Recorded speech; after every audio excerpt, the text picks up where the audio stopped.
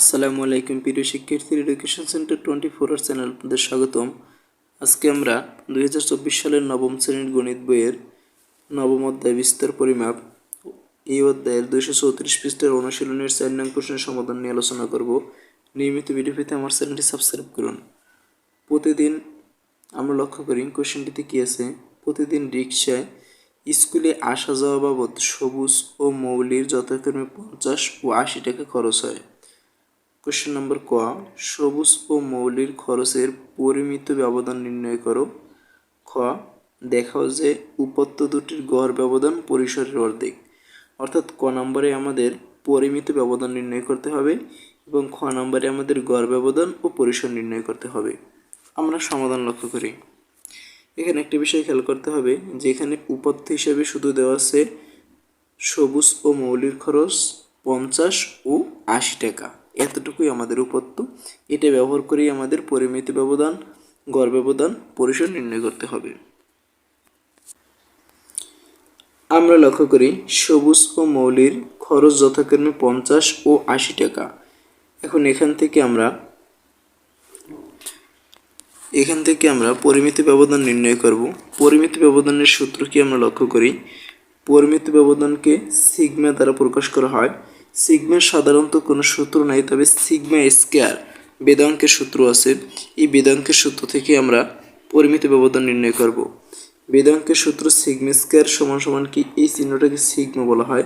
Sigma square summation x square by N minus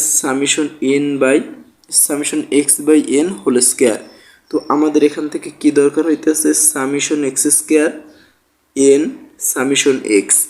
আমরা এখান থেকে বেদাঙ্ক প্রথমে নির্ণয় করব, তারপর বেদাঙ্ককে রুট করব, পরিমিত ব্যবধান পেয়ে যাব। তো এখান থেকে আমাদের দরকার সামিশন এক্স স্কয়ার এবং সামিশন এক্স। তাহলে এক্স কি, এক্স উপত্য সংখ্যা, উপত্য হিসেবে আমরা 50 এবং 80 মনে করিনি।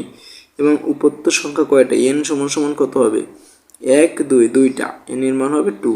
এবং এক্স স্কয়ার অর্থাৎ এটাকে হোল স্কয়ার করতে হবে। 50কে যদি আমরা হোল স্কয়ার করি, 50 × 50 2500, 80 × 80 6400।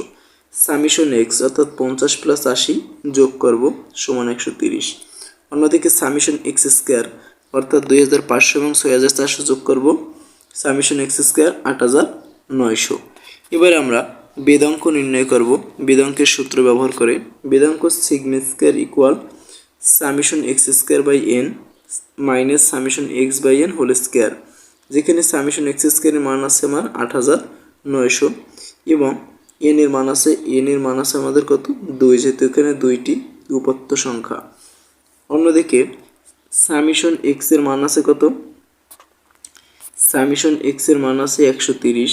এখানে আমরা 130 বসাইলাম এবং এন এর মান আমরা 2 বসাইলাম।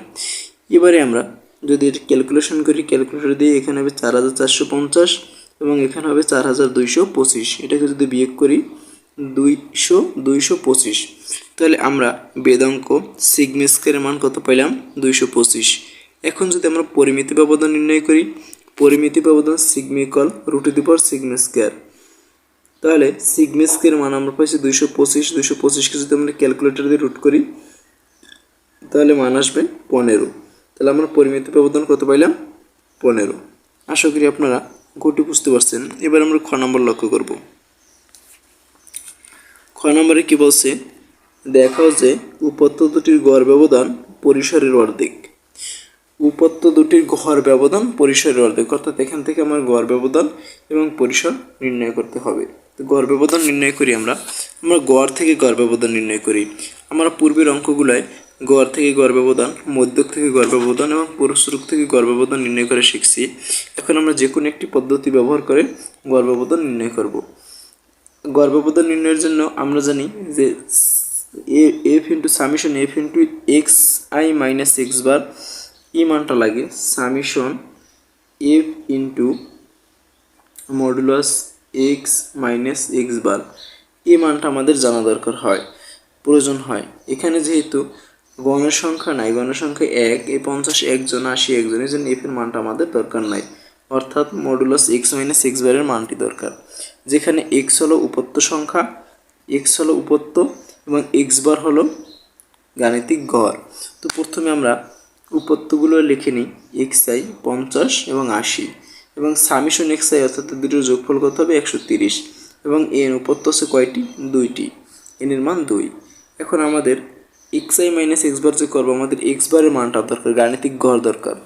তো আমরা গাণিতিক গড়ের সাধারণ সূত্র দিয়ে যদি করি x i by n, summation x i by n, কার সূত্র, গাণিতিক গড় এক্স বারের সূত্র। সামিশন এক্স আই এর মান আছে 130 বসাইলাম এবং এন এর মান আছে 2। এটা যদি করি তাহলে এক্স বারের মান আসবে 65। এখন আমরা x I minus x bar করবো, এক্স আই কি, অর্থাৎ এই 50 থেকে আমরা 65 বিয়োগ করব, 50 মাইনাস 65। সাধারণত 50 থেকে 65 বিয়োগ করলে মান আসবে -15। যেহেতু মডুলাস আছে, এই মডুলাসের কাজ হলো পরম মান নেওয়া, অর্থাৎ এই মাইনাসগুলো আর থাকবে না, +15 হবে। আশা করি আমরা এই বিষয়টা বুঝতে পারছি। একই সিস্টেমে আমরা 80 থেকে 65 বিয়োগ করলে মান হবে 15। এবারে আমরা summation x I minus x bar নেব। সামিশন মানে যোগফল, এই 15 এবং 15 আমরা যোগ করে নেব 30। তাহলে সামিশন এক্স আই মাইনাস এক্স বারের মান কত পাইলাম, 30। আশা করি আমরা এতটুকু বুঝতে পারছি। এখন আমরা গড় ব্যবধান নির্ণয় করব। গড় ব্যবধানের কী সূত্র, গড় ব্যবধান এমডি এক্স বার, অর্থাৎ এটা গড় ব্যবধানকে প্রকাশ করা হয় গড় থেকে। গড় ব্যবধানের সূত্র summation x I minus x bar by N. X I minus এক্স বারের মান আছে 30 এবং এন এর মান আছে 2। 30কে যদি আমরা 2 দিয়ে ভাগ করি মান হবে 15। তাহলে আমরা গড় ব্যবধান কত পাইলাম, 15। এখন আমাদের পরিসর নির্ণয়ের পালা। পরিসরের সূত্র কি, সর্বোচ্চ উপত্য বিয়োগ সর্বনিম্ন উপত্য। এখানে সর্বোচ্চ উপত্য আছে 80 এবং সর্বনিম্ন উপত্য আছে 50। তাহলে এখন আমরা যদি পরিসর নির্ণয় করি, পরিসরের সর্বোচ্চ উপত্য বিয়োগ সর্বনিম্ন উপত্য, অর্থাৎ 80 বিয়োগ 50 সমান 30। এটাকে আমরা, আমাদের বলছে যে দেখাও যে পরিসর গড় ব্যবধানের অর্ধেক। এখন আমরা যদি লক্ষ্য করি এই 15কে যদি আমরা 2 দিয়ে গুণ করি তাহলে 30 হবে। এই 15 কী ছিল, গড় ব্যবধান। এখানে 2 আছে, 2 লিখলাম, অর্থাৎ গড় ব্যবধানের সাথে যদি 2 গুণ করি তাহলে পরিসর হবে, অর্থাৎ পরিসর হইল গড় ব্যবধানের দ্বিগুণ, আর গড় ব্যবধান হবে পরিসরের অর্ধেক। উপত্য দুটির গড় ব্যবধান পরিসরের অর্ধেক প্রমাণিত বা দেখানো হলো। আশা করি আপনারা অঙ্কটি বুঝতে পারছেন। পরবর্তী ভিডিও পেতে অবশ্যই আমার চ্যানেলটি সাবস্ক্রাইব করবেন এবং বেল আইকনটি অন করে রাখবেন। ধন্যবাদ সকলকে।